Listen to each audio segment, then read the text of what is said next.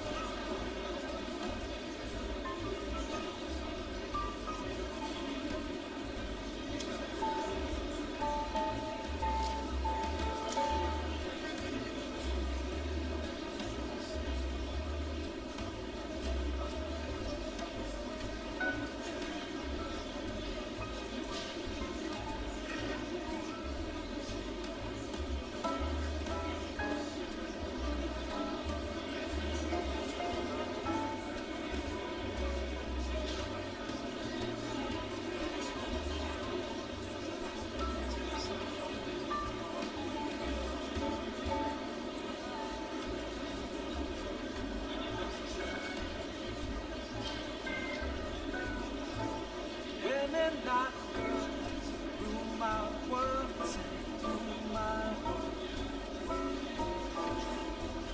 Act your age, not your shoe size, rule my world. Don't have to watch MTV to have an attitude. Just leave it all up to me. My love, don't have to be rich to be my girl. Don't have to be my. Ain't no particular side I'm more compatible with. I just want your extra time. Your extra time. Your extra time.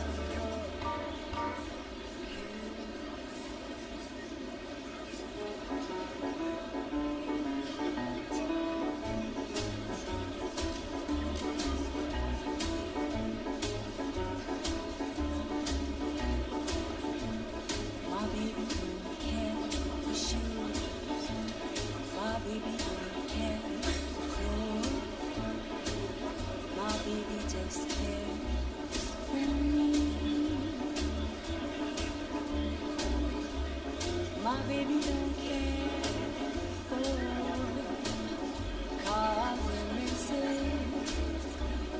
My baby don't care for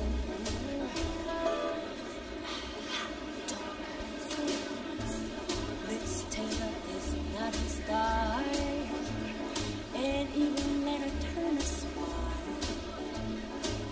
It was something he can see. My baby don't care who knows. My baby just cares for me.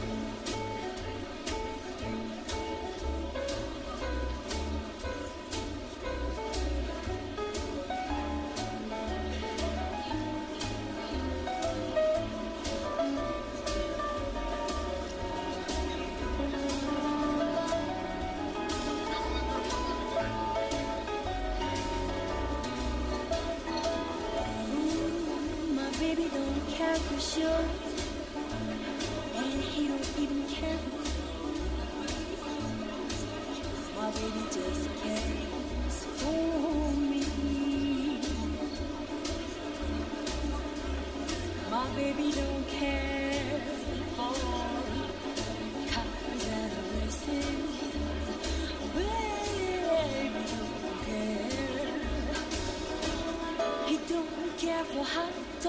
voices. Pamela is not his style, and even Janet Jackson's smile is something he can see, something he can see. I wonder what's wrong with baby. My baby just cares for, my baby just cares for, my baby just cares for me.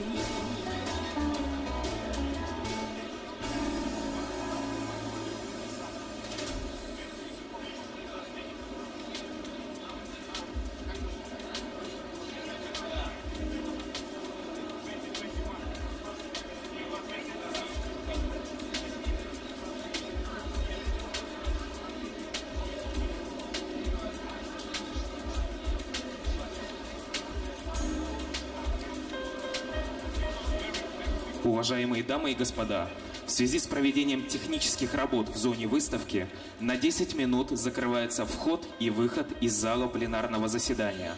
Спасибо за внимание.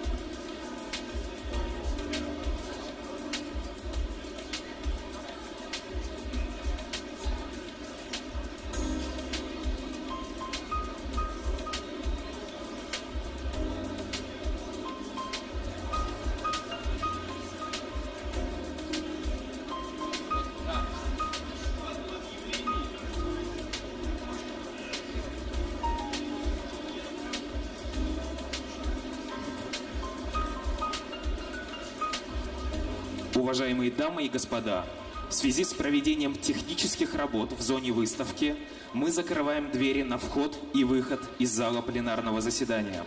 Спасибо за внимание.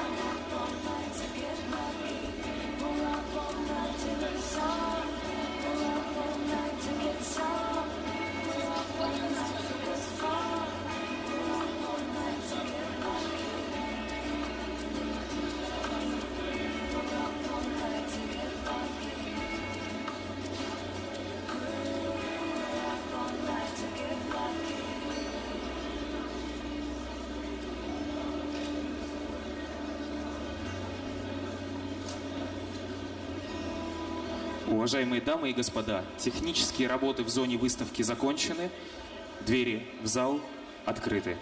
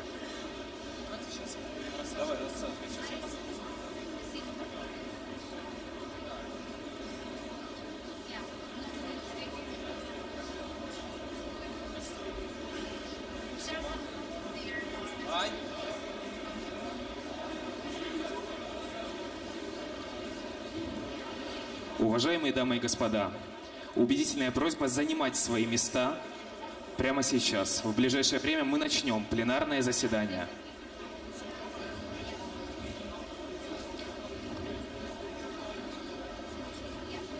Пожалуйста, занимайте левый и правый сектор, они также свободны.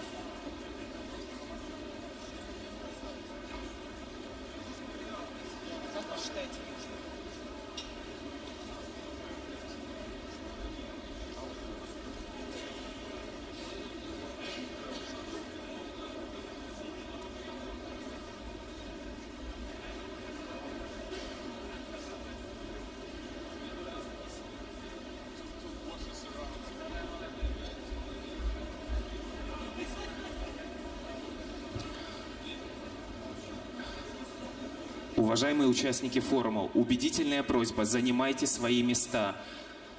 Просьба не стоять у сцены, просьба не стоять в проходах. До начала пленарного заседания осталось несколько минут. Спасибо.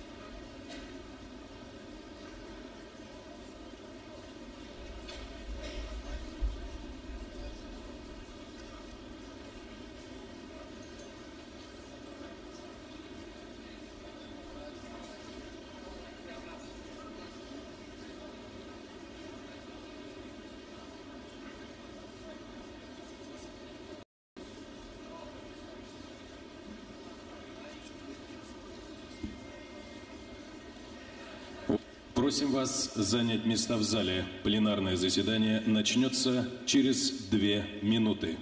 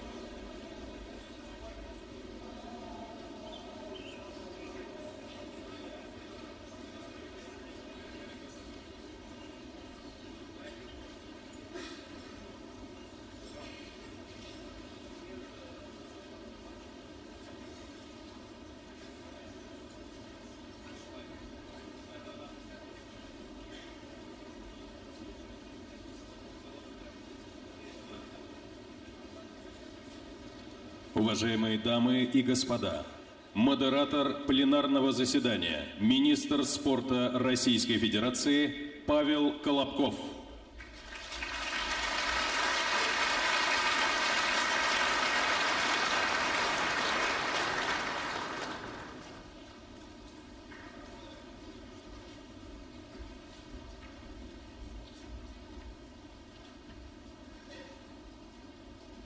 Добрый день, дорогие друзья, уважаемые коллеги. Я рад приветствовать вас в этом зале. Сегодня мы открываем наше пленарное заседание на форуме «Россия – спортивная держава». Хочу сказать, для меня, конечно, это очень волнительно, потому что это наше главное отраслевое мероприятие. Я второй год выступаю в роли спикера. Я, конечно, очень волнуюсь, но, надеюсь, при вашей поддержке мы проведем все на очень высоком уровне. Давайте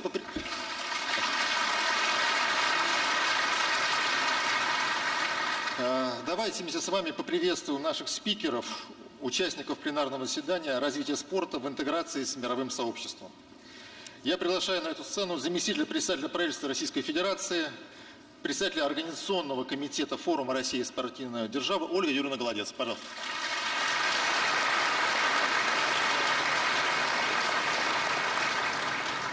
Член исполкома Международного олимпийского комитета, президент Международной федерации бобслея и скелетона Ива Фариани.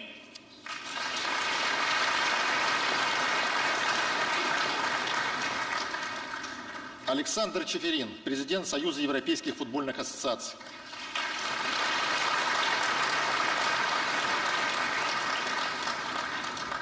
Рене Фазель, член Международного олимпийского комитета, президент Международной федерации хоккея на льду.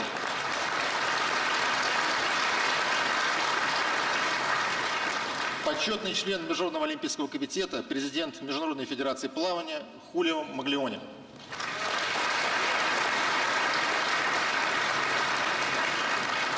И, наконец, Рафаэль Кьюле, президент Глобальной ассоциации международных спортивных федераций, президент ассоциации, признанных Международным олимпийским комитетом международных спортивных федераций, президент Международной федерации водно-моторного спорта. Пожалуйста.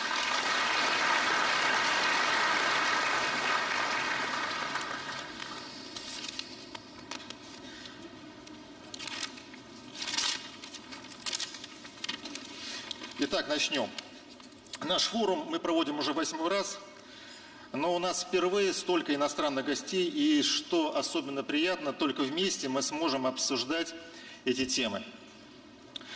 Спорт связывает самые важные, жизненные, необходимые для человека области. Это здоровье, профессиональный спорт, социальную востребованность, экономику и, конечно, досуг. Из частного дела отдельных граждан спорт превратился в государственный приоритет и задачу общенационального масштаба. Прорывное развитие страны невозможно без образованного, здорового, уверенного в себе человека, который может стать таковым в течение долгих лет и приносить пользу обществу. Это актуальная задача в мировом масштабе и часть глобального процесса. Чуть больше 30 лет назад в МОКе зародилось движение «Спорт для всех». Сейчас мы, Россия, встраиваемся в него на новом витке развития. И начиная с этого года мы реализуем проект «Спорт. Нормы жизни», который мы реализуем в рамках национального проекта «Демография». Мы проводим множество крупных всероссийских соревнований, такие как «Кросс нации», «Лыжня России», «Оранжевый мяч». Мы помогаем, поддерживаем разные проекты регионального значения. И мы поддерживаем грантами общественные организации. Серьезное внимание мы уделяем перезагрузке комплекса ГТО, системе оценки физического развития человека. Это пример использования полезного исторического опыта. Новый формат сочетает соревновательный принцип и мотивацию людей. Нам важно убедить людей заниматься спортом, а не заставить. Заинтересовать их, а не обязать.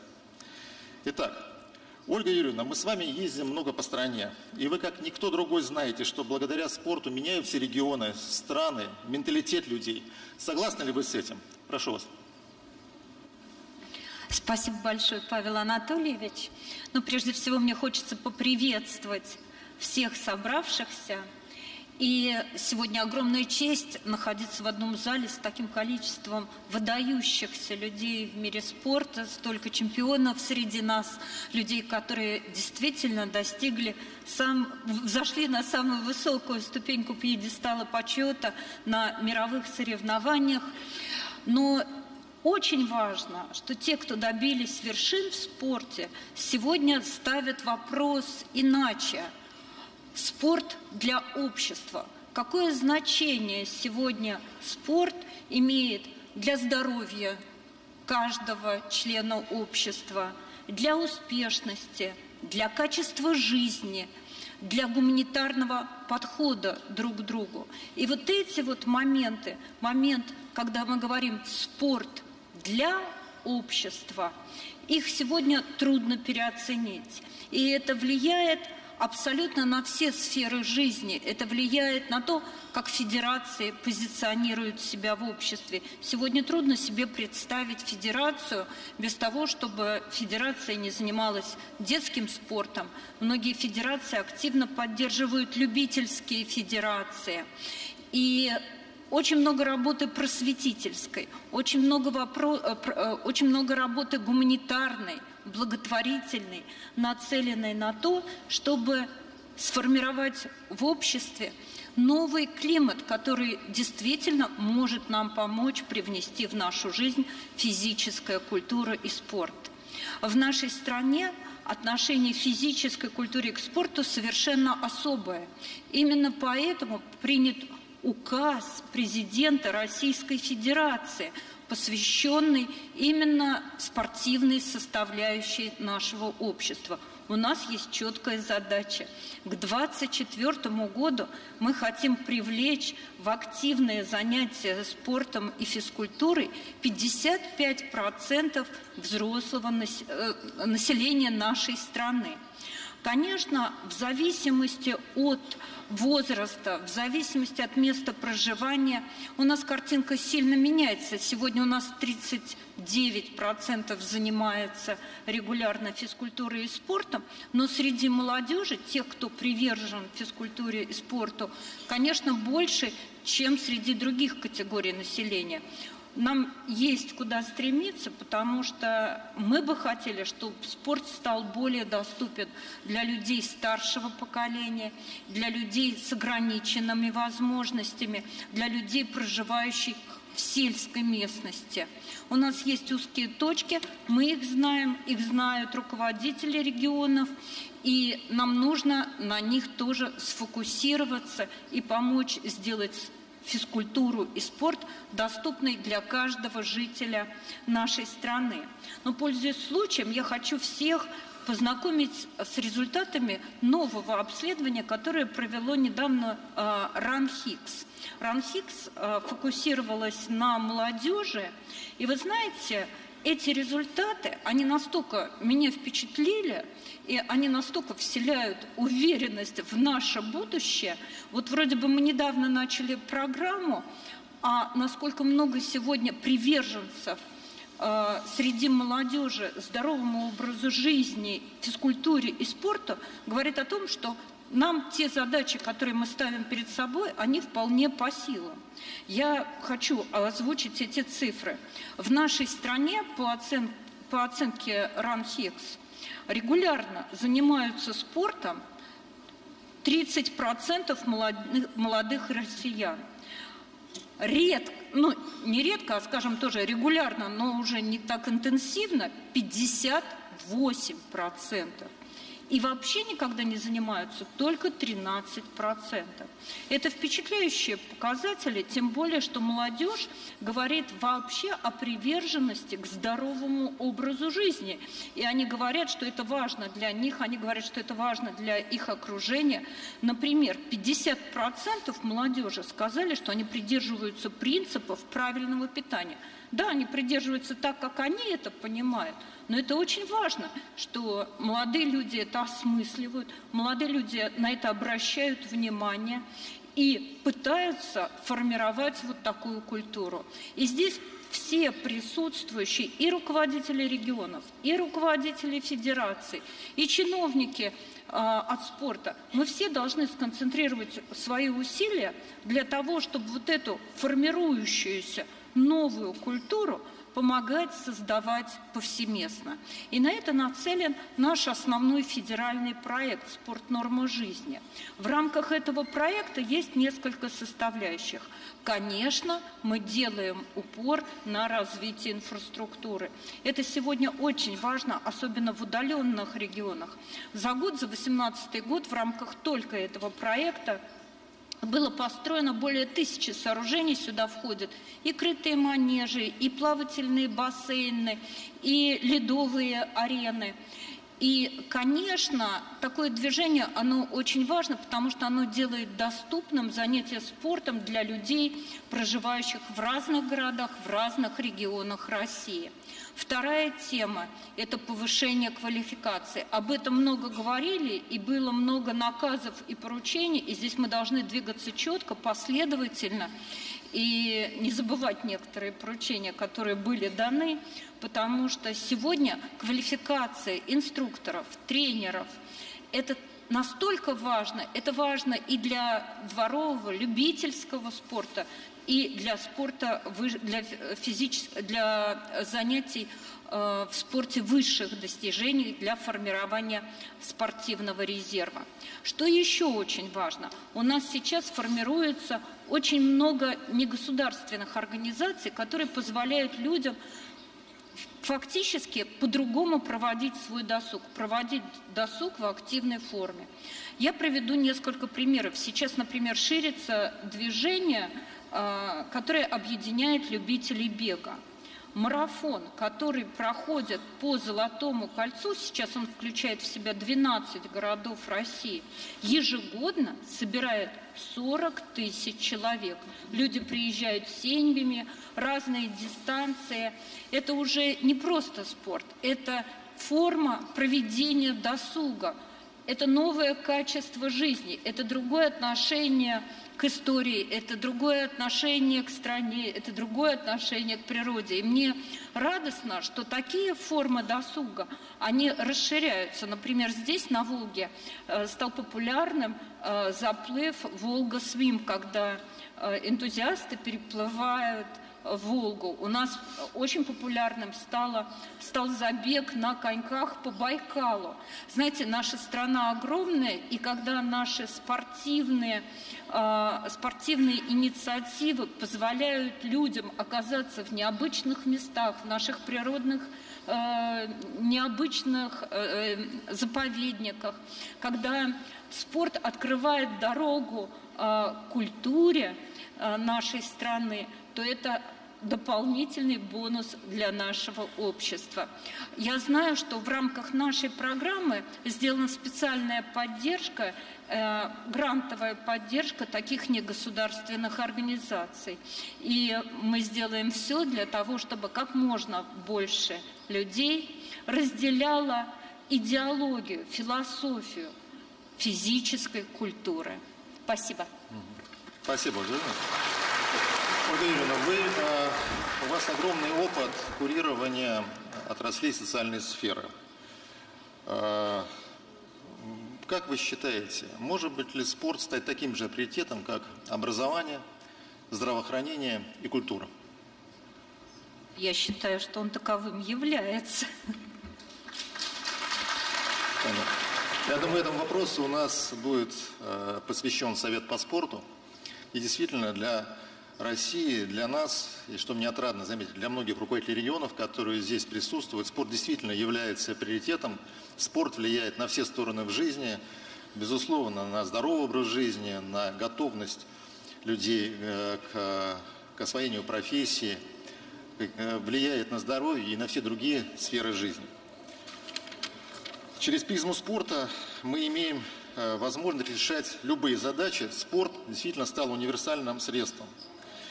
Это огромная индустрия с глобальными и огромными финансовыми средствами и научными возможностями. Спорт ставит перед бизнесом и наукой организационные и технологические задачи. Что раньше было, что использовали спортсмены мирового уровня сегодня, завтра доступны любому человеку. И огромный спрос двигает нашу отрасль вперед. И Россия активно участвует в этих процессах.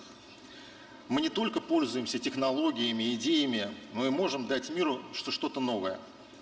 Например, совсем недавно, проводя чемпионат мира, мы разработали и внедрили систему FNID. Сейчас ее взяли на вооружение ряд стран при проведении крупных спортивных, в том числе неспортивных мероприятий. Отмечу отдельно, хочу сказать, нашу систему подготовки волонтеров. Эта система родилась еще при проведении универсиады в Казани, потом Олимпийских игр в Сочи. И сейчас волонтерское движение подтвердило свои возможности и на других важнейших для страны мероприятиях. Это предмет нашей гордости.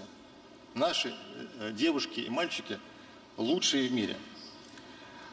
Опыт проведения крупных международных соревнований, от постановок торжественных церемоний до транспортной логистики и использования наследия мероприятий – это то, чем мы можем гордиться. Мы готовы делиться нашим опытом с организаторами крупнейших международных соревнований, таких как чемпионат мира в Катаре, Олимпийские игры в Токио, и мы делимся нашим опытом. При подготовке к масштабным событиям мы учитываем опыт других стран, даже не самый удачный. У нас принципиально другой подход. Развитие страны через спортивные проекты. Любое мероприятие мирового масштаба, будь то чемпионат мира, Олимпийские игры, универсиада, становится драйвером развития всей страны и отдельных регионов. И вы все можете убедиться здесь, находясь в Нижнем Новгороде.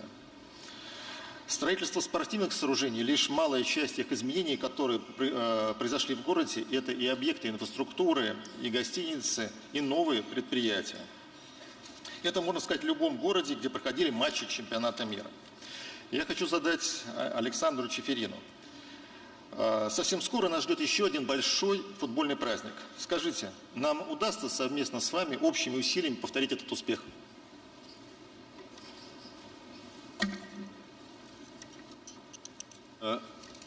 As much as I see and as much as I spoke to our people, Russia is more than ready to organize the Euro.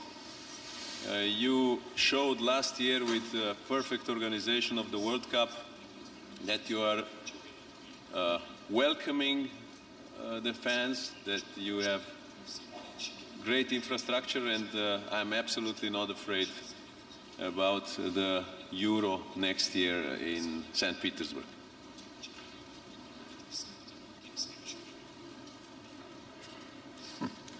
Хорошо. Александр, я прошу вас дальше рассказать о роли футбола на международные спортивные движения, ведь футбол действительно активно влияет во многих областях. Футбол – самый массовый вид спорта. В России футболом занимается порядка 3 миллионов человек, а в мире цифра вообще, она глобальная, как бы это ни было обидно для представителей других видов спорта. Действительно, благодаря футболу мы для себя и Совет Европы, и ЮНЕСКО стали обсуждать ряд вопросов, ряд проблем, которые связаны с манипуляцией спортивными результатами, безопасностью проведения соревнований. Поэтому футбол таким является неким видом спорта, который двигает вообще спортивную науку, спорт вперед и заставляет нас обсуждать многие проблемные вопросы.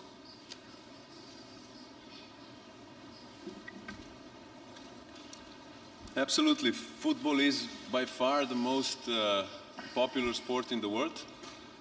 But of course, it doesn't bring only positive effects from that. We are the ones who are the first ones who have to deal with safety and security.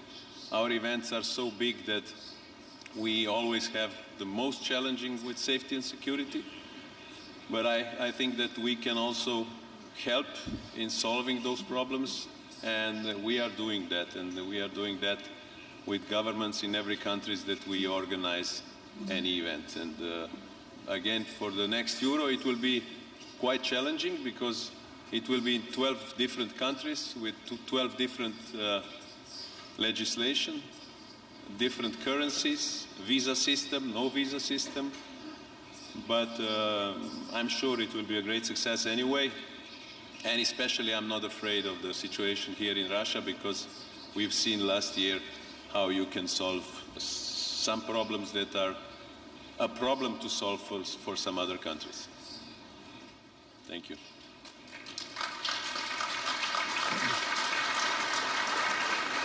Спасибо, Александр. Действительно, чуть меньше года осталось до проведения матча чемпионата Европы. Для нас, конечно, важно провести его на таком же высоком уровне, как и был проведен чемпионат мира и получил высокую оценку ФИФА. Для нас также важно, чтобы нашу страну посетили болельщики, и мы так же, как и предыдущий чемпионат мира, продемонстрировали для всех свое гостеприимство и умение проводить спортивные соревнования. Тем более, что, конечно, у болельщиков разных стран будет возможность сравнить между собой проведение чемпионата во всех странах Европы. Вообще, стадионы, спортивные арены стали для людей центром притяжения, популярными местами досуга. Сюда с удовольствием приходят люди разных возрастов, социальных групп. Вокруг арен появляются магазины, рестораны, появляются новые жилые кварталы, строятся дороги и предприятия. Например, благодаря спорту Сочи превратился в южную столицу России. Олимпийский парк, Красная Поляна принимают сегодня гостей круглый год. Мы проводим там на аренах Олимпиады крупные международные соревнования и всероссийского уровня. Это Формула-1, это фестивали ночной лиги, чемпионаты, различные турниры, и это естественное продолжение постолимпийской истории. Но кроме этого мы реализуем проекты такие, как уникальные примеры, такие как, например, Центр «Сириус». Все знают его как многопрофильный центр для одаренных детей, но изначально это был спортивный кластер. Именно спорт дал начало этому образовательному процессу. И теперь талантливые дети со всей страны имеют возможность приезжать сюда, знакомиться, общаться, участвовать в научных, культурных программах, которые ведут, конечно, эти программы известные всей стране люди. Во всем мире множество примеров того, как спорт становится импульсом развития города и региона. Как говорится, сначала спорт, но важно, что в продолжении мы видим новую, более качественную жизнь. Я обращаюсь к Рене. Вы часто бываете в нашей стране, вы видели, как меняется страна. Как вы лично оцениваете стратегию развития спорта в России?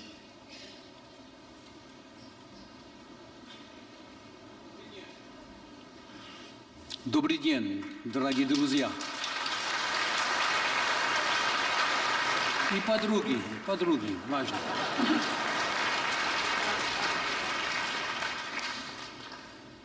So you know how much I respect and love your country. So I mean, speaking about Sochi, I just came back from Sochi yesterday morning, and I must say, you spoke about Sirius, the Sirius program, and there are 800 children every month from all the country having this program in Sirius in Sochi. Very interesting when you speak with these young people, and but. Before, I would like to tell you the story about Sochi. You know, I will never, ever forget in my life the first time when I met Dima Chernyshchenko and Slava Fetisov coming to me and telling me and asking me, Rene, we want to organize Olympic Winter Games in Sochi. And they showed me some kind of plane, and I was scratching my head and said, Trudna, очень trudna. Very difficult. So, but you did it. I mean, and the way you did it, the way you organized, for me, and I think Ivo, you will for sure say the same thing, and Sepp Fend is also the Winter Sports President of Luge is here, the best ever organized Olympic Winter Games I took part. And I took part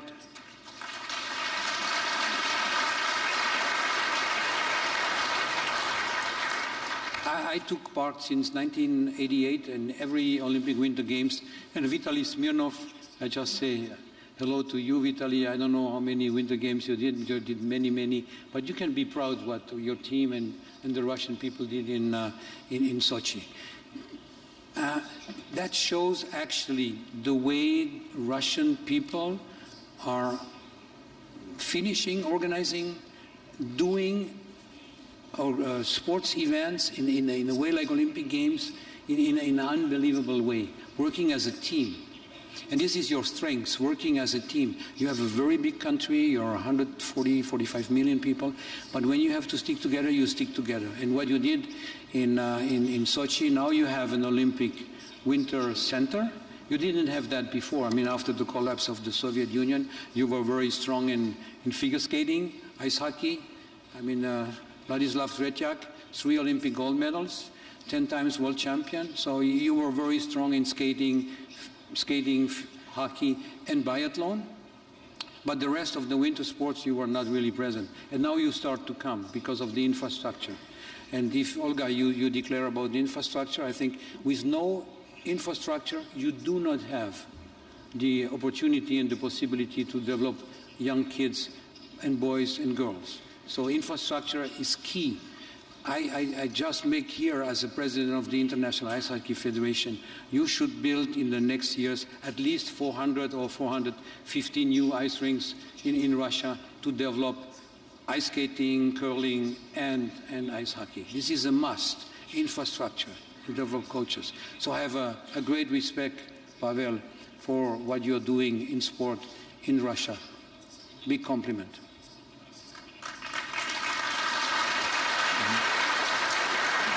Спасибо, Рене. Действительно, в ближайшие годы нам предстоит провести несколько крупных международных турниров. И спасибо, Рене, что предоставили нам такую возможность. Мы проведем первенство мира по хоккею в Омске и в Новосибирске. Мы проведем чемпионат мира в Санкт-Петербурге. Сейчас там планируется строиться большая хоккейная арена, которая, наверное, станет одной из самых лучших в мире. В Башкирии, в Уфе мы проведем женский чемпионат. Поэтому спасибо, Рене, что вы верите в нашу страну, дает нам возможность развиваться, развивать хоккей. Действительно, хоккей у нас национальный вид спорта. Но хотел бы задать вам вопрос. Как вы считаете, что, возможно, нашей стране еще не хватает, чтобы сделать наши спортивные мероприятия еще лучше, чтобы еще больше развивался наш спорт. И второй вопрос все-таки в чем залог, все-таки мы последние годы успешно выступаем наших хоккейных команд, в чем успех наших таких хороших выступлений, в чем залог и что нам необходимо еще сделать? Yes, I think what I said, we need more ice rinks to develop, we have to have a larger base of boys and girls. I think infrastructure is the most important. I don't think not only in ice hockey, but in most of the sport, you need the infrastructure. For sure, football is easy to play everywhere. Even if we are in Russia, there we have a 6 months winter time. I mean, it started right now. Not long ago, it was snowing in Moscow. So, Alexandra, it's not easy to play football in Russia. It's much easier to play ice hockey. But I love football. So and I think that's the infrastructure. I would say that's the key. And then it's depending on the people that are in the leadership. It's always about people. I mean, how much they push to organize their own federation, and they need the support of the state, of the government, you know, in many regards, in education, coaches. Maybe I forgot, I think we have also the first international Olympic university in Sochi. We forget, it's the only and unique one in the world where we have the Olympic University, International Olympic University in Sochi. A lot of people are forgetting that, but this is there, so we should maybe also use more this opportunity to educate more coaches, teachers, and all the doctors to help to develop and be better in actually in the competition as you do actually in ice hockey for my sport. You do an excellent job in helping them to be performant on the ice. Thank you very much.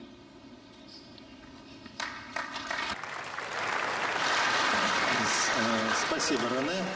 Все-таки я хотел бы вернуться к Александру Чеферину. Я вопросы вам задал, но, к сожалению, я не дал вам выступить. Александр. Где Александр? You asked me what question?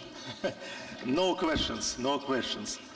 Я задал вам вопросы, я просил бы вас выступить, потому что я, к сожалению, не дал вам, у вас, знаю, большое еще выступление было подготовлено. Okay. Thank you very much. It's a big honor for me to be here with you tonight, an honor and a pleasure. I know, Mr. Minister and Miss Deputy Prime Minister, that time is limited, so I will be as fast as possible. For me, it's important to present UEFA as an organization very briefly, to present how it cooperates with the Russian Football Union and how European football looks like. I don't know if, but I think I would know if football has conquered the heart of Russian people last year. But I'm sure that Russia have conquered the hearts of football fans during the World Cup 2018. Russia is, especially after the World Cup, even more regarded as an open country, as a welcoming country, as a country that is safe and that can organize the biggest sports events in the world.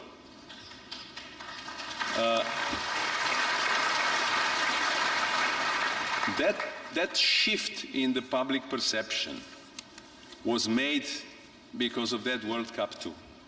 And with apologies to all my colleagues from other federations, my modest opinion is that only football can do that. However, when it comes to footballing organizations, there's quite a mess. Many times people don't understand who is doing what, who is responsible for what, who is depending on whom. After all, we have FIFA, we have UEFA, we have clubs, we have leagues, and the list goes on and on and on. So UEFA is a European governing body of football uniting 55 football federations, including, of course, Football Union in Russia. And just to understand the scale of it, I would like to share a few numbers. I will not be too boring with you. First, UEFA's football represents 26 million matches per year. We have almost 20 million registered players, 1.5 million female registered players. We have 300,000 registered referees. We have 154,000 amateur clubs, and we have almost 2,000 professional clubs. Those are the numbers that are not known well in Europe, even in football world. 61% of the world's population can watch UEFA matches live on TV of all the world. Our competition is followed by more than 2 billion people around the world.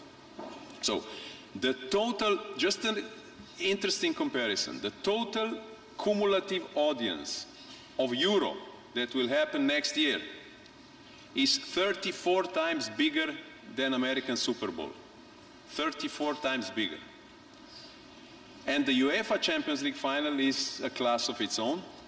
It's by far the best and the biggest sports event, single sports, annual sport event in the world, by far. And it will happen in 2021 in St. Petersburg. So just to put things into perspective, I would like to compare the viewership of a few events that you have hosted in the recent times with our competition. The cumulative audience of Olympic Games in 4 years, winter plus summer, is at 5.6 billion people. The cumulative audience total combined for all Formula One Grand Prix over 3 years is 3 billion. The cumulative audience of UEFA competition in 3 years, it's 13 billion. So this is the comparison. And some numbers about the Euro 2020 that will be hosted also in Russia for next year. Euro alone will be watched by cumulative audience of 5 billion people. 5 billion. Live on the stadiums, there are 3 million places. 3 million tickets will be sold. Till June this year, we received requests for 19 million tickets before anybody knew who will qualify. It is absolute all-time record. Just a few words about social media. Last season, I like to speak to the colleagues of other federations. No, but we work together,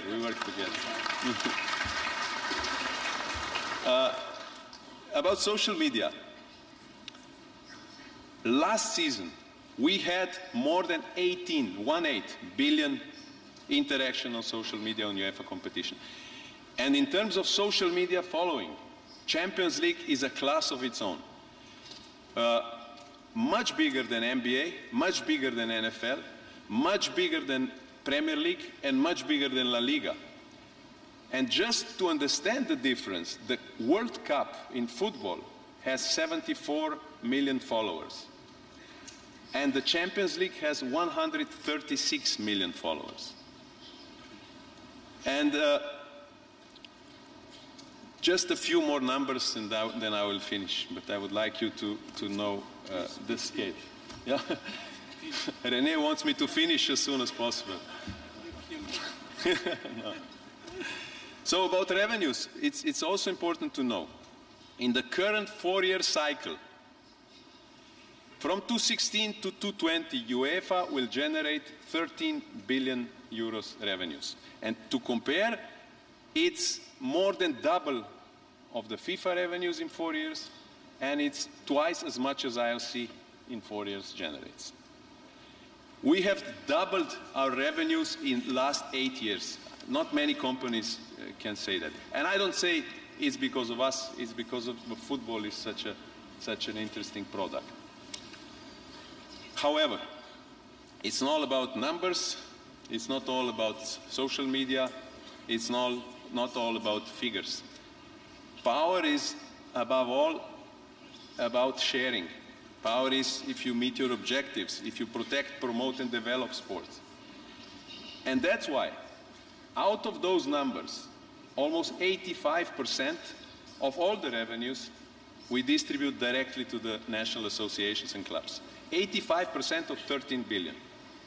Only Russian football from 2004, when we established the Hat-Trick project, received almost 800 million euros only from UEFA. One more thing that is important, because we want to spend money properly. We have a foundation for children, which is a charity foundation where we invest heavily, and thanks to the foundation and to our partners. And one of the partners, I must say, is also Gazprom, and I would like to thank them again for that. More than 800,000 sick and disadvantaged children all around the world, not just in Europe, gets assistance support in the last 4 years. So it's not about generating money only. For us, the most important thing is how you distribute the money. And just a few words about governance, and I promise I will finish very soon. The thing that many people don't know, because we are organized a bit differently than other sports organizations, is that UEFA is not the member of FIFA. UEFA is a totally separate organization, but of course we have influence at FIFA, because as UEFA president, I'm ex officio vice president of FIFA. We have eight more members of the FIFA Council. So if anyone wants to be elected to the FIFA Council, it has to go to elections at UEFA. If you want to host a FIFA competition, you need support of the 55 national associations. And to sum up, next year we are coming to St. Petersburg for the Euro. The year after we are coming for the Champions League finals, the biggest single sports event in the world. Why are we bringing our top-class competition to Russia? I think the reason is quite simple. Because we believe in Russia. We believe in your passion for sports. We believe in your passion for football. We believe in your ability to organize top-class events, and also a big potential for development. You have, and my dear friends, because Europe is not really Europe without Russia.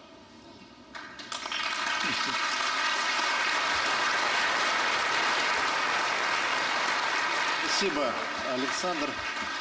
Действительно, очень важные слова, цифры очень убедительные. И что очень важно, вы вкладываете заработанные средства в развитие вида спорта, в массовый футбол, используете социальные сети, поддерживаете региональные федерации. Действительно, это помогает вам в развитии вида спорта на таком глобальном рынке спортивной конкуренции среди других видов спорта. И кроме того, я, конечно, хочу вас поблагодарить. У нас в России действительно есть ряд серьезных планов на проведение больших соревнований по линии УЕФА. Вы их знаете, поэтому я, конечно, попросил вас также о поддержке. Спорт – это еще универсальное средство коммуникации между людьми и целыми странами. Олимпийские игры и чемпионаты мира по самым популярным видам спорта собирают миллиардную аудиторию, объединяют нации и континенты. Люди на разных континентах, в Азии, Европе, Америке, говорят и думают на языке спорта. Испытывают одни и те же эмоции.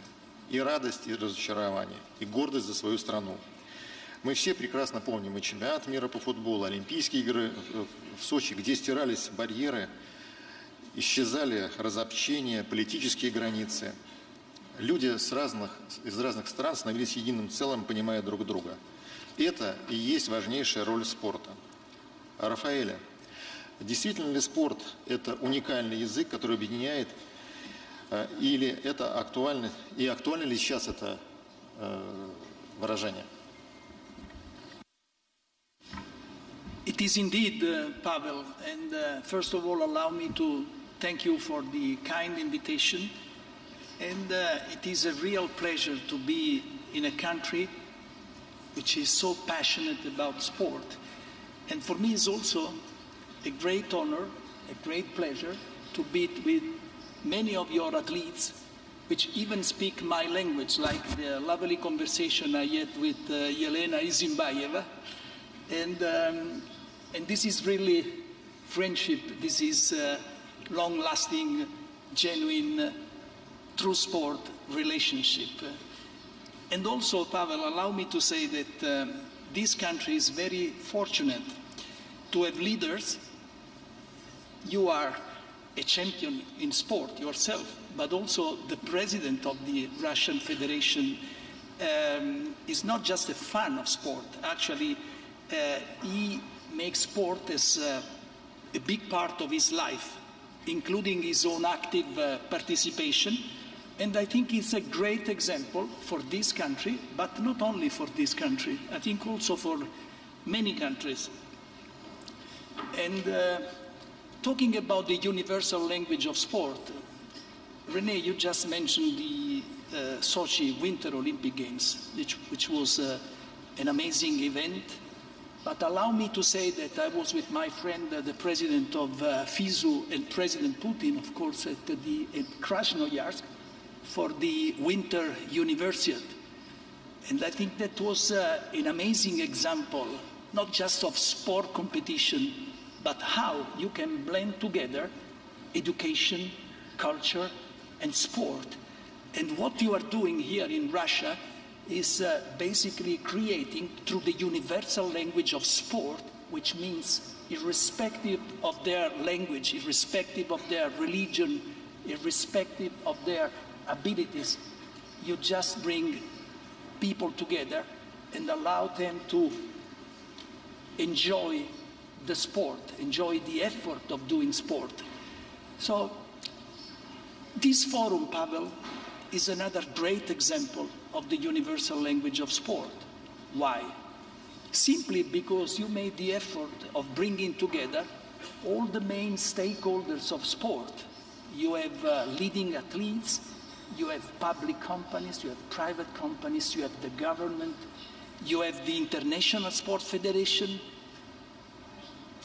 You are making a real effort to go to the next level.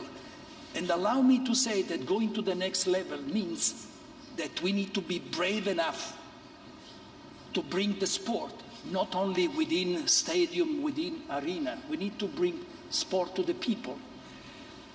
I'm president of GAIS, which means 125 international sport organizations, 95 international sport federations, like the Summer Olympic sport, like the Julio, the FINA, or football FIFA, winter sport like the Ivo Ferriani sport, Bob.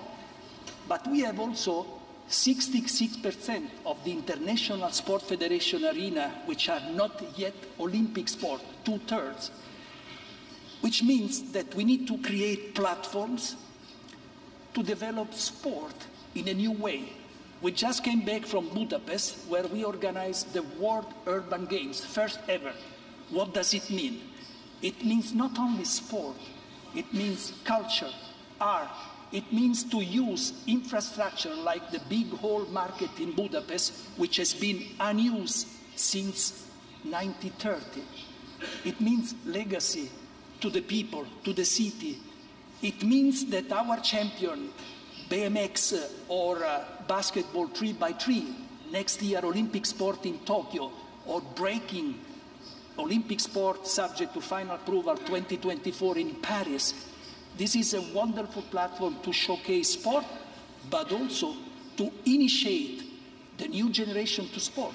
Because once I gave the medal to this champion, what they've done, they've been initiating the new generation to skating, to breaking, to basketball 3x3. This is a real legacy.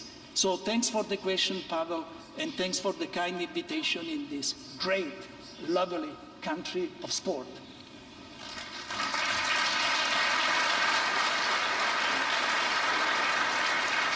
Действительно, Рафаэля, вы объединяете не только крупные международные федерации, а также различные организации, зонтичные организации, проводящие спортивные мероприятия, фестивали, такие как городские игры, экстремальные игры, в том числе и игры, связанные с ветеранским спортом. Насколько сейчас актуально это движение? Мы совсем недавно проводили чемпионат мира по водным видам спорта вместе с Хулио Маглеони, и там были проведены соревнования по играм среди ветеранов.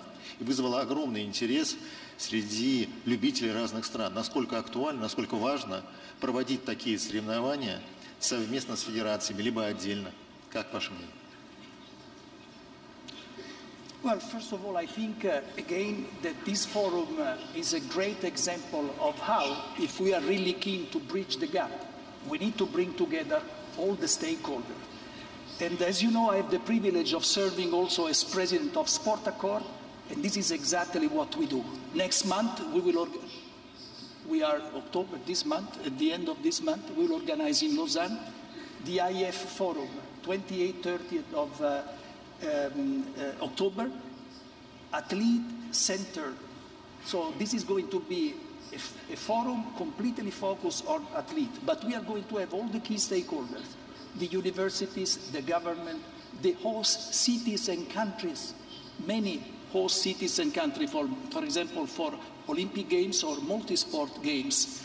And we also, as you know, Pavel, organized successfully also here in Russia the Sport Accord Convention, the annual convention, and now we are going regional. Why? Exactly for the reason that you mentioned earlier on.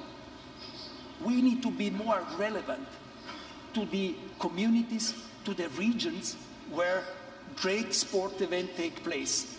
And so now we are going to have this year, the first in Florida from 10-12 of December, Sport Accord Regional, which is going to focus on Pan America. So we need to create more opportunities to ensure that all the key stakeholders speak the same language, the universal language of sport. And today we are making a big effort to work with the IOC and ANOC, for example, the major stakeholder in sport, to avoid clashes in the overall sport calendar, because there is a mushrooming of events all over the globe, and we need to set clear priorities, and we need to avoid any kind of duplication or reinventing again and again the wheel. So we are very much committed to work with you, Pavel, also as a follow-up of the Kazan Action Plan, which is a great example of how the Minister of Sport can do a lot in respect of, creating new opportunity, creating opportunities which are accessible to all, sport for all, which are sustainable. Sustainable means not only environmentally sustainable, not only socially sustainable, it means also economically sustainable, generating revenues to nurture that sport. Спасибо, Рафаэль. Действительно, нам очень важно встречаться, обсуждать все наши проблемы, тенденции в развитии мирового, российского спорта. Поэтому, Рафаэль, я хочу к вам обратиться. Мы готовы вместе с вами в ближайшее время провести глобальную конференцию «Спорт Аккорд». Надеюсь на вашу поддержку.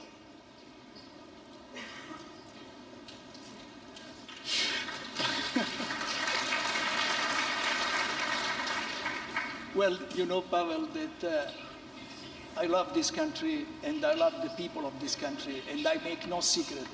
So we will work together to ensure that this country will be positioned exactly in the place how it should be. And I do not add anything else.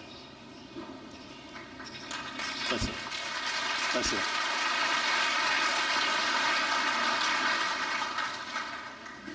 Развитие массового спорта невозможно без успехов в спорте высших достижений. Они неразрывно связаны. Победы привлекают людей на трибуны стадионов. Потом люди приходят в бассейны, спортивные залы, парки и скверы, чтобы самим заниматься спортом. Для них спортсмены – это лидеры, настоящие кумиры, носители успеха. Это пример блестящей карьеры при минимуме начальных возможностей. Главная задача – убедить людей изменить образ жизни, связать его со спортом и, конечно, создать условия для того, чтобы было доступно и удобно. Ива, а ведь бобслей или скелетон – это не самые такие популярные массовые виды спорта. Насколько вам тяжело конкурировать с другими видами спорта? И главное, как вовлечь, заинтересовать ребенка, подростка заниматься такими именно техническими сложными видами спорта? Это же не просто мячик по дворе погонять.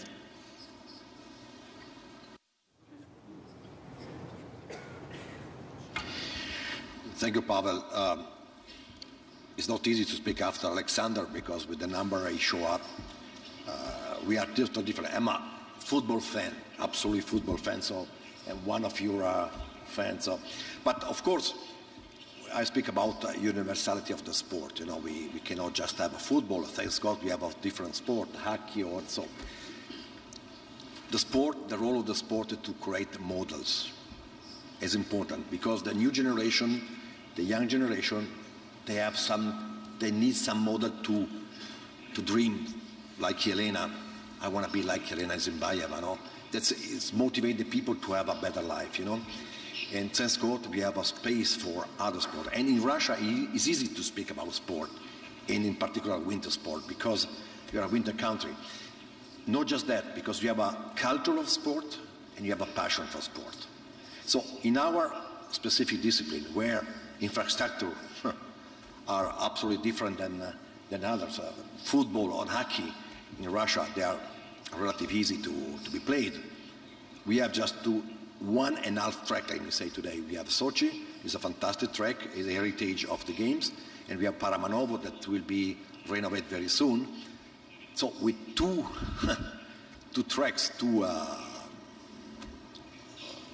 possibility to make our sport, it's not easy for us to develop sport. But in any case, we create also with the Russian Federation, with the new president, Elena Anikina, the great movement to show that the Russian athletes can be models also in, let me say, not a minor sport, in a different sport. It's important because, of course, we have the peak of the football, peak of hockey in Russia, easy, but we have such other sport that can help new generation of kids to have a dream, you know, and it's important. It's important to work together just to give this possibility to move up and to create a better society where the people in the winter, they can practice everything, you know. I represent also IOC, and IOC won't have this universality of sport. Of course, thanks God, we have a different possibility. And inclusion of different sport is important because you give a chance to athletes they don't have probably the capacity in some sport like football to have the possibility to show their capacity in other sports. Russia show how good they are in sliding sport. And still today, Russia is one of the biggest countries in the world in sliding. And they show the great potential because you have coaches, fantastic coaches, you have a system, a great system. Also, if you have just 1.5 track, let me say, I hope soon, probably in Krasnoyarsk or other places, we have other tracks. But you know what I mean? We show how big is the potential in Russia. Inclusion. It's inclusion also to create opportunity for para-sport. Don't forget it. Because it's important to show how it's possible to create also model for people in life have a bad luck, let me say. Sometimes we forget it, you know. Young generation, people, adults, they have a different life, but also people have a different life through an accident, for example. Don't forget the fact that the difference between an Olympic athlete and a Paralympic athlete is just 1 second. It's the second that changes your life. Inclusion is also that. Create opportunity. My sport, our sport, can help us, the people, to feel again adrenaline, to feel again, I can do it. I can slide, I can feel the speed. So, I'm proud about my sport. I'm proud to be part of the sport movement. Of course, we have to learn from the excellence of UEFA, of course, excellence of hockey. But we do our job to create models. It's very important. And here in Russia, again, it's easy to speak about sport because you have passion. Спасибо, Ива. Вы сейчас упомянули два наших таких федеральных центра. Это центр Сочи, наследие Олимпиады. Это центр Парамонова, который буквально через несколько лет мы там проведем реновацию. Можно будет проводить соревнования и уровни чемпионата мира по вашему виду спорта. Действительно, у нас большие успехи и в бобслее, и в скелетоне. В прошлом году мы провели универсиаду в Красноярске. Мы создали потрясающий спортивный кластер. На базе этого кластера мы садим... Не слышно? Да. На его базе мы создадим такой методический, образовательный центр подготовки не только сборных команд. И мы, конечно, приглашаем к сотрудничеству представителей зимних федераций. Я приглашаю вас, Рене, мы там построим специальную разгонную эстакаду и, конечно, другие зимние федерации. Поэтому я приглашаю вас к сотрудничеству. Россия – это открытая страна. Мы готовы делиться с вами нашим положительным опытом и вместе с вами строить наше спортивное будущее. Рене. Ива. You know, again, it's easy here to speak about culture, you know, because also in Sochi, Rene mentioned already, you have the first and only Olympic university recognized by IOC. It's very, very important because sport, of course, is performance, sport is result, but sport is education. Because for one will win, all the other people will be second and till the end. Without those people, do not exist the sport. So we have to teach the people to accept sometime to lose. But from losing, learning how to do better next time, probably it's also another way out of sport. So sport is education, to accept the people and so on. So the fact to have in Sochi a great infrastructure is good for us. And I can announce clearly, Bob's and Skeleton come back to Sochi already this season with the Intercontinental Cup, next year with the World Cup, and Sochi is a strong candidate to be the World Championship hosting in 2024. Because, again, the heritage of the fantastic game of 2014 moved forward. Educate the people. Educate the people to compete clear, fairly is important. And I thanks also the National Federation to organize a seminar in these regards. Education is the base. Educate the people to make correct sport, the good sport. For the new generation, Elena, you have to motivate the young guys just to be, again, fantastic athletes for the future. We already make our life. The new kids, they have a 5-year-old now, they have to be motivated by these people. Educate the people. Спасибо. Спасибо.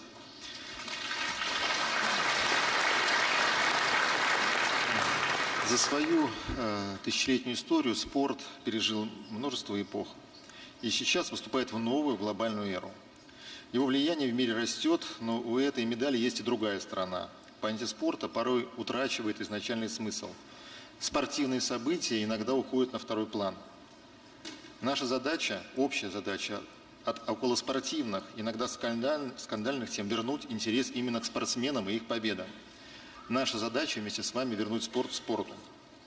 В последние годы спорт прогрессирует. Возникают новые виды спорта, новые дисциплины, которые становятся популярнее классических дисциплин. Неолимпийский спорт требует к себе особого внимания.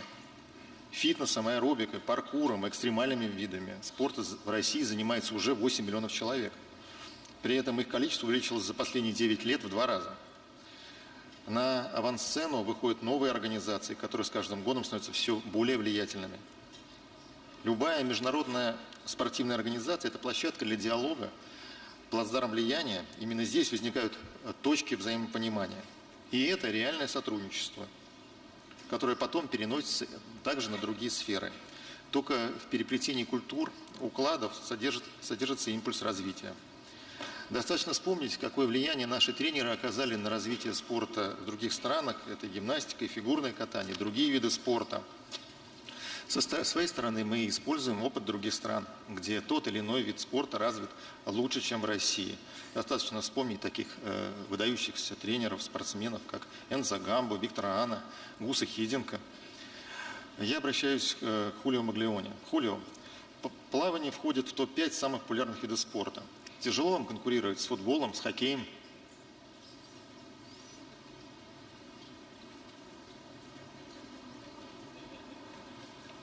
No. Well, thank you very much. It's for me a very honor to take part in this major sport international forum. Russia, that is true country of sport. I want to express thank you very much for the kind invitation. This year, FINA celebrates the 111th anniversary, being the world governing body for aquatic, and a close cooperation with our 209 national federation. FINA will be the sport with the highest number of medals in the program of the Tokyo 2020 Olympic Games, a first time in our history. Russia and FINA have been enjoying a fruitful partnership for many years. Our mutual understanding and support were among the factors to ensure the resounding success of the 16th FINA World and Master Championship held in 2015 in Kazan, and the elite event around 2000. We are not like the soccer, of course, but the soccer is another sport, because I hear you and we are different all, and soccer is important, of course, in all the world and in all the continent. And we have in this competition, in this World Championship, 180 countries worldwide took part. We reached 12 world records were established in swimming, and a record TV cumulative worldwide audience of 6.8 billion viewers was reached. Russia will once again bring together the world's strongest aquatic athlete and their most devoted fan as they won the right to host the 21 FINA World and Master Championship in Kazan. Grassroots is also a FINA priority thanks to development program. On this topic, I would want to highlight the Swimming for All, Swimming for Life initiative. I know that, of course, Russia Swimming Federation have initiated a program, Swimming for All, and the Minister of Sport and Department of Education are planning to include it in the program of physical education in school for the children and younger different ages. This will be a huge contribution towards the promotion of healthy lifestyle and prevention the drawing. We must not forget that more than 1,000 lives are lost every single day in the world just because they were not familiar with the aquatic environment. I would like to thank the government of the Russian Federation, the Russian Swimming Federation, for the great contribution to the development of the aquatic sport and their outstanding sport country and, of course, all over the world. Thank you very much.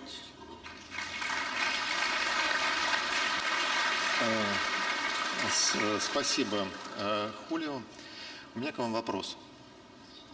Вы много лет в спорте, имеете огромный опыт в спортивном управлении, не только в водных видах спорта. Скажите, все-таки, как вернуть спорт спорту? Как сделать так, чтобы люди говорили о спорте а не околоспортивных проблемах, напрямую к спорту не имеющих никакого отношения. Когда спорт станет спортом, а не источником скандалов и различных тем вокруг этого. И что надо для этого сделать, конечно? Well, the scandal and the talk the people and comment are impossible because every people have different ideas. But don't doubt that the sport is very, very important for developing the world, developing the countries, developing the cities. You don't have another different activities that the sport, that give unity, that give that all the people with different idea, religion, and the concept in all the life be in an union when an competition of one sport is present. For this reason, I think that we must to go in this way. And I think, and for me it's an honor to be here, that Russia is an example of working for sport, to develop a sport, to working in the all levels, to promote, because sport is promoting healthier life of style, because sport is union, because sport is peace, and peace that don't have the word, but the contribution of sport is don't have value, because in one competition of sport appear countries that are in war, and it's very important that we continue in the way that we are in this moment. Thank you very much.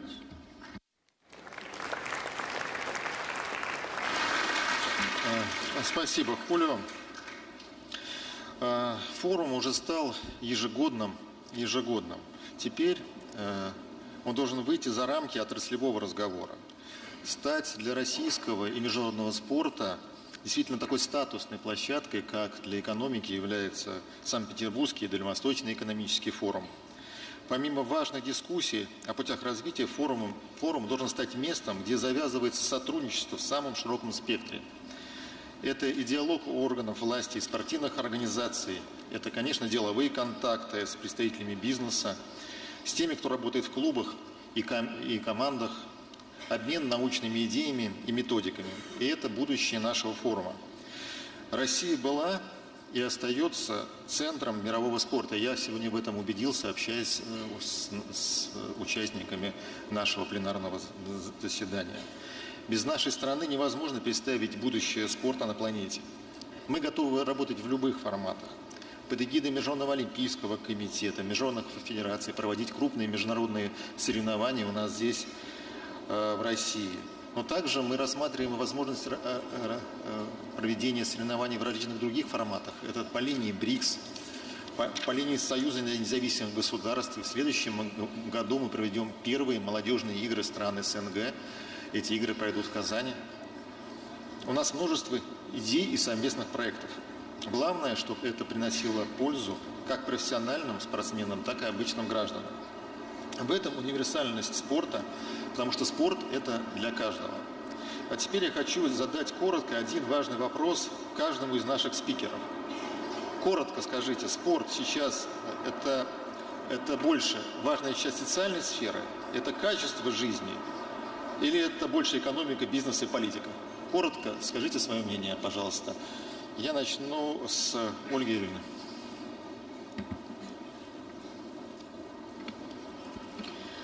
Конечно, сегодня спорт – это качество жизни. И это качество жизни для всех поколений. И то, что мы сегодня пытаемся сформировать физическую культуру у младшего поколения и делаем фокус на детях, это очень важно, потому что та привычка относиться к своему телу, к своему здоровью, к своей физической культуре, она должна пройти через все возраста, через все поколения. Мы начали с того, что мы хотим, чтобы у нас 55% населения было привержено спорту, и мы говорили, какие у нас хорошие цифры для молодежи, какие у нас хорошие цифры занимающихся спортом среди детей. Но у нас есть и вызовы. Например, среди наших пенсионеров, а я напомню, что у нас около 40 миллионов в стране людей старшего возраста, регулярно занимаются спортом всего 1,9 миллиона человек. И это совершенно разные подходы. Организовать спорт для ребенка и организовать занятия физической культурой для людей старшего поколения – это разные задачи. Это нужна особая инфраструктура, прежде всего вблизи мест проживания. Это нужны специальные инструктора, которые способны вести людей старшего поколения. Но нужно опираться на энтузиазм и энергию тех людей, которые находятся в старших возрастах и которые сегодня готовы реализовывать эти программы. У нас много федераций сейчас заняты тем, что вовлекают в том числе людей старшего поколения в занятия физической культуры.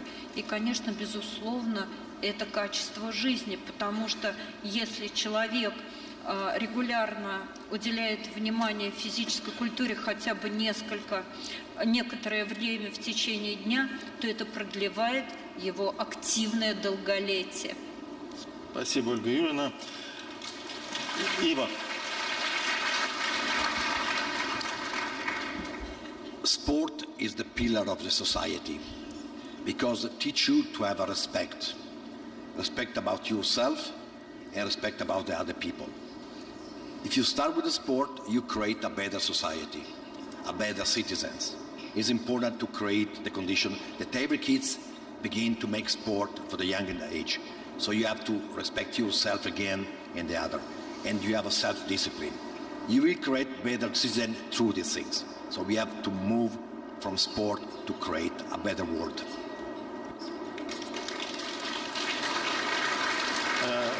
Alexander? I absolutely agree. Sport is very important for the society. We should not invest as a governing bodies only in top-class sport. Top-class sports generates revenues to invest into grassroots, to invest into quality of life. I absolutely agree with Ivo. In sport, you want to win, and you know how to win. But even more important is that you understand that sometimes in life you lose. And you have to take that as part of life. Sports is life. And for every society, if people do sports, especially young people, but also older people, they are healthier. Children and young people don't finish or end up on the street using drugs, alcohol, doing crime, because sports teaches them that life is something else. They meet different cultures, they meet different religions, they meet different nations, and at the end, it's all about the game. Thank you very much. Rene? Well, I would like to quote one of our former Minister of Sport in Switzerland. You know, there is a permanent question about is sport culture or not? And he answered that sport is culture, because sport in its diversity is the permanent expression of human being. It's a very interesting quote of this. I never forget. I was very young when I heard that. And yes, sport is culture. Never forget that, especially in the politics. Thank you. Спасибо. Спасибо, Рене. Julio? Julio? Yes. Thank you. Thank you very much. No, I agree 100% that said all my friends. But don't doubt, sport is culture, sport is education, sport is healthier, sport is peace, sport is understanding the people that think in different relation, different concept, different lifestyle. For this reason, I think that this forum is very important in one country that working very hard and is the more important potential in the sport in the world. Thank you. Thank you. Raffaele? Well, I think what we've seen is that in the last decades, sport has been very successful if we look at the television network, the sponsors, which create a great ability to capture the attention of big audiences. But, and there is a big but, it is nice, of course, to watch elite athletes performing. And clear, there is a great satisfaction in sharing with these athletes the glory, sharing the pride of belonging to a certain club, to a certain nation, to a certain team. But we must continue to do whatever is possible, not to have just fans and spectators, but to have active, I would say, proactive participants. And while we will continue, Pavel, this discussion, this debate, we need to ensure that Russia is part of that debate. And I will be happy in my capacity as president of GAIS and Sport Court to ensure that Russia is part of that debate, because I believe that together with Russia, we are greater than the sum of our individual ambitions, and together we can build a much better world through sport. Thank you. Спасибо, Рафаэля. Мне кажется, что я с вами готов согласиться, что действительно спорт это все-таки социальная сфера, это социальная ответственность государства. И поэтому, конечно, спорт и развитие спорта должно стать для наших руководителей регионов, руководителей муниципальных образований, должно стать приоритетом. И приоритетом не только на словах, но еще и на деле. И, конечно, я обратился сегодня, мы этот вопрос будем обсуждать на Совете по спорту. И только так мы вместе с вами выполним те поручения, которые нам дал президент в нашем указе. И только благодаря вложениям в спорт, социальной ответственности нашей, у нас будет развиваться в том числе и спорт профессиональный. И хотел бы еще один совсем короткий вопрос задать. Вот думаю, кому? Как сделать современный спорт справедливым и честным для спортсменов и спортивных организаций? Я думаю, я задам это Рафаэля. Вы его начали?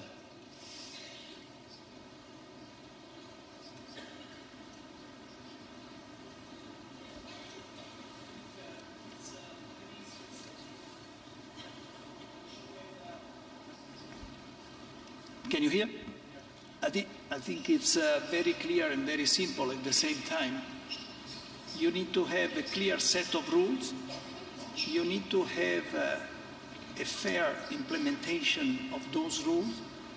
You need to have people who ensure the full respect for everybody, every country, of the same set of rules. And this will result at the end in a fair competition.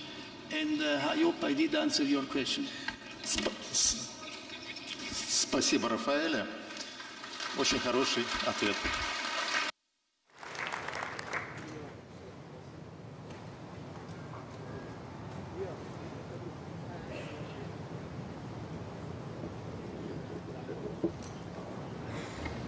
No, we repeat, we are sure about the importance of the sport.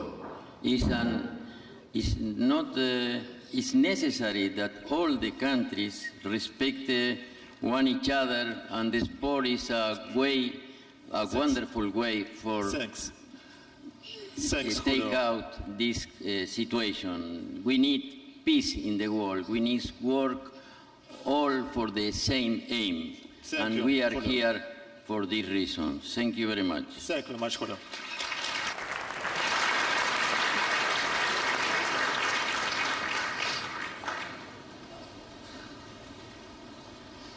Дамы и господа, президент Российской Федерации Владимир Владимирович Путин.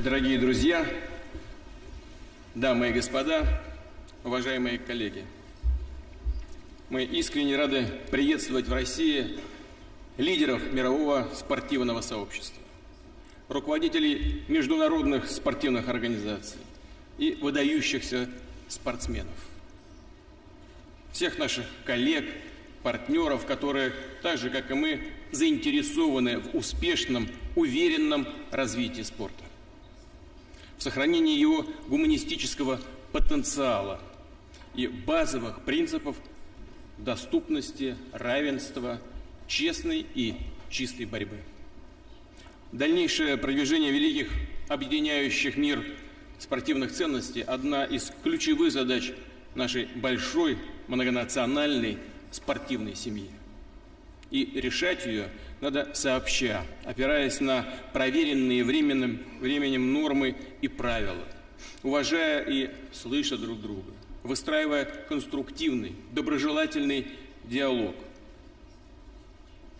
Форум «Россия – спортивная держава» призван обеспечить именно такой подход к нашему общему, большому, если не сказать, великому делу.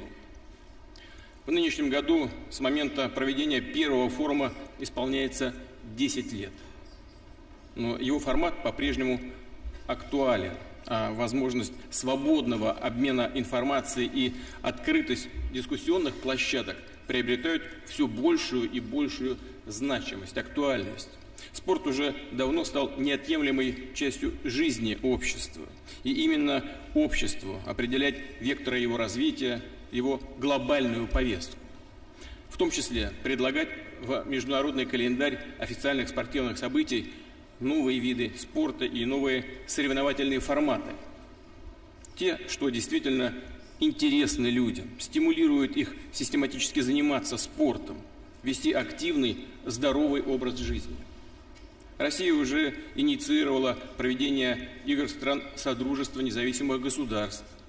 Первые игры пройдут в Казани в августе 2020 года. Также мы поддержали идею организации спортивных игр БРИКС. Они тоже состоятся в следующем году в нашем городе Челябинске, на Урале. Хорошие перспективы и у открытых спортивных соревнований в рамках Шанхайской организации сотрудничества, Евразийского экономического союза. Мы рады, что тесное взаимодействие с партнерами по этим авторитетным международным площадкам включает также и сферу спорта. Все наши предложения были приняты, если не на ура, то с большим энтузиазмом нашими коллегами. Повторю, Россия всегда была и остается готова к диалогу, совместной работе по всем вопросам мировой спортивной повестки. Мы стремимся перенимать лучшие практики организации массовых спортивных мероприятий, эффективно использовать в спорте инновационные технологии и достижения науки. Со своей стороны будем делиться наработанным опытом проведения соревнований, который включает всю линейку спортивных мероприятий от небольших турниров до крупнейших первенств в рамках мира. И, конечно, Россия, подарившая спорту сотни великолепных имен и рекордов, и чьи атлеты сегодня, несмотря ни на что, берут все новые и новые спортивные высоты, остается одним из ведущих участников спортивного движения. Мы в постоянном контакте с Международным олимпийским и паралимпийским комитетами, с профильными структурами ЮНЕСКО и Совета Европы, где наши эксперты задействованы в разработке новейших европейских программ и конвенций. Не менее активно сотрудничаем и с ВАДА.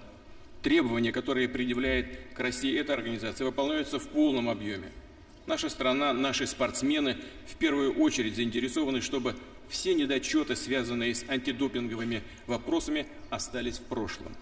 Чтобы российские спортсмены выходили на арены на равных, показывали свое мастерство, безо всяких ограничений, и служили примером и для профессионалов, и для любителей спорта. Прежде всего, конечно, для любителей спорта из числа молодых людей, из числа молодежи. Качество жизни каждого человека, состояние его здоровья, физическая готовность к труду оказывают комплексное влияние на устойчивое социально-экономическое развитие и благополучие населения в целом. И это одна из причин, почему во многих странах мира спорт относится к числу государственных приоритетов. Мне очень приятно отметить, что вот совсем недавно Всемирная организация здравоохранения заметила наше движение вперед по этому направлению и указала на то, что Россия резко сократила за последние годы, это очень хорошо, сократила употребление крепких спиртных напитков и больше занимается спортом. Как результат, значительное увеличение продолжительности жизни в России. Вот это в том числе и ваша, и прежде всего ваша работа, результат вашей работы. Я сейчас хочу прежде всего обратиться к своим коллегам из России, которые занимаются развитием физической культуры и спорта. В наших городах, в наших планах вовлечь к 2024 году в регулярные занятия спортом более половины граждан России. И чтобы достичь этой цели, мы прилагаем самые серьезные усилия, строим большие и малые спортивные объекты. С учетом задач спортивной сферы совершенствуем облик парков, жилых районов и городов. Оснащаем спортивные площадки, школы, секции. Важнейшую роль в этой работе отводим российским регионам и муниципалитетам. Сегодня на заседании Совета по спорту, он здесь пройдет, вот в Нижнем Новгороде, прямо сейчас, подробно с коллегами на этот счет, безусловно, поговорим. Обсудим, что нужно улучшить в нашем законодательстве, какие меры дополнительно принять, чтобы спорт для людей стал не просто нормой жизни, а жизненной необходимостью. Убежден, совместными усилиями мы этой цели обязательно достигнем. Я позволю себе, уважаемые друзья и коллеги, пожелать вам успехов в вашей работе и на форуме, и вообще по жизни в вашей работе, которая так нужна людям на всей нашей планете и в каждой из стран, которые вы представляете. Спасибо вам большое за внимание.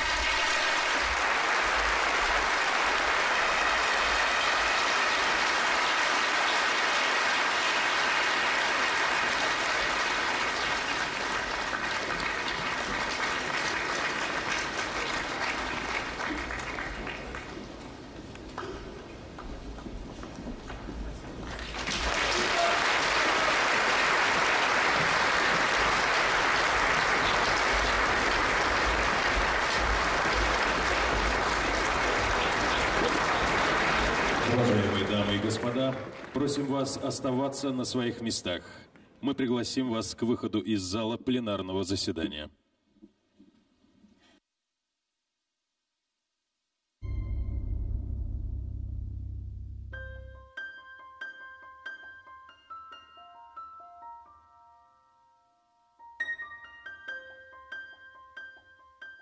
Июля 1960 года.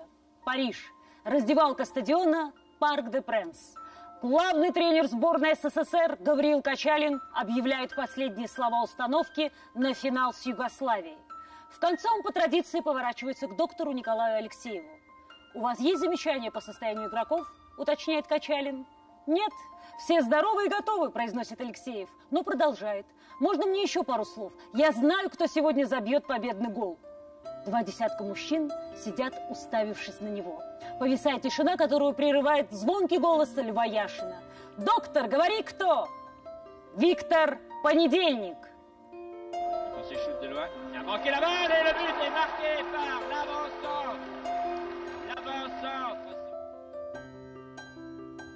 За 2 года до этих событий сборная СССР, по мнению властей, провалила чемпионат мира. Только за счет дополнительного матча вышла из группы с Австрией, Англией и Бразилией, а в плей-офф сразу же проиграла Швеции. Качалина, который за 2 года до этого выиграл Олимпиаду, оставили до первых сложностей. Первые сложности случились в октябре 1958 года. После поражения со счетом 0-5 от Англии тренера уволили. В отборочном турнире к чемпионату Европы он успел поруководить сборной всего в одном матче против Венгрии.